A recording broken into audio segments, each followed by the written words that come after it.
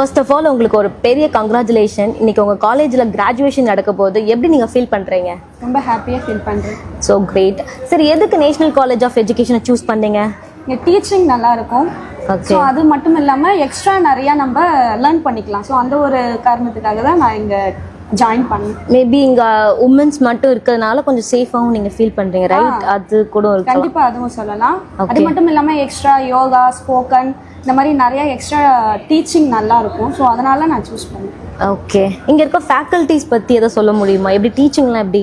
டீச்சிங்லாம் நல்லா இருக்கும். ஸோ நம்ம ஏதாவது ஒரு டவுட் கேட்டோம் அப்படின்னா எக்ஸ்ட்ரா கேர் எடுத்து நல்லாவே சொல்லி கொடுப்பாங்க. ஸோ ஃப்ரெண்ட்லியாக ட்ரீட் பண்ணுவாங்க. ஃபர்ஸ்ட் அந்த விஷயத்தில் அங்கே இருக்கிற ஸ்டாஃப்ஸ் எல்லாமே ஸ்டூடெண்ட்ஸ் கூட ஒரு நல்ல பாண்டிங்கில் இருப்பாங்க.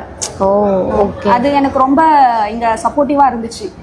சரி, இந்த காலேஜில் படித்ததுனால உங்களுக்கு பிளேஸ்மெண்ட்லாம் எப்படி? நல்லா வெளில போய் ஜாப்லாம் ஈஸியாக கிராப் பண்ண முடியுதா? ஈஸியாக பண்ண முடிஞ்சிச்சு. இங்கே எனக்கு ஸ்போக்கன் இங்கிலீஷ் லேர்ன் பண்ணதுனால எக்ஸ்ட்ரா ஒரு கோர்ஸ் இருந்ததுனால எனக்கு இன்டர்வியூ அட்டன் பண்ணும்போது ரொம்பவும் ஈஸியாக இருந்துச்சு. இது என்னுடைய டீச்சிங் ஃபீல்டில் ஒரு 5th இயராக இருக்கிறதுனால நான் இந்த காலேஜுக்கு கண்டிப்பாக நிறைய தேங்க் பண்ணிக்கணும். என்ன ஒரு மோல்ட் பண்ணது இந்த காலேஜ் தான். Super ma'am. ஆக்சுவலி இந்த கோர்ட்டில் செம்மையாக இருக்கீங்க, பார்க்கவே ரொம்ப ஹாப்பியாக இருக்குது. ஓகே, இங்கே இன்ஃப்ராஸ்ட்ரக்சர்ஸ்லாம் எப்படி? எல்லா வசதியும் உங்களுக்கு? எந்த ஒரு கம்ப்ளைண்ட்டுமே சொல்ல முடியாது. எல்லாமே பசங்களுக்கு எல்லாமே பார்த்து பார்த்து செய்வாங்க இந்த ஸ்டூடெண்ட்ஸ்.